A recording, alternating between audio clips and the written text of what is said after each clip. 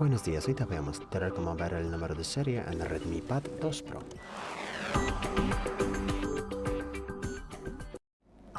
Para eso abrimos la aplicación Ajustes y luego aquí arriba a la izquierda abrimos la pestaña sobre la tablet.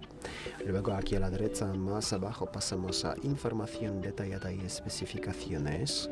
Luego aquí más abajo pasamos a Estado, la última opción de la lista. Y luego pulsamos aquí Modelo. Y el número de serie aparece aquí, en Modelo. También el número de serie aparece en la caja de nuestro dispositivo, en la etiqueta. Ahí debería poner el número de serie o el SN, que es de inglés Serial Number. El número de serie es este en la etiqueta. Muchas gracias por ver el vídeo. Dime en el comentario abajo, suscribirte al canal. Hasta luego.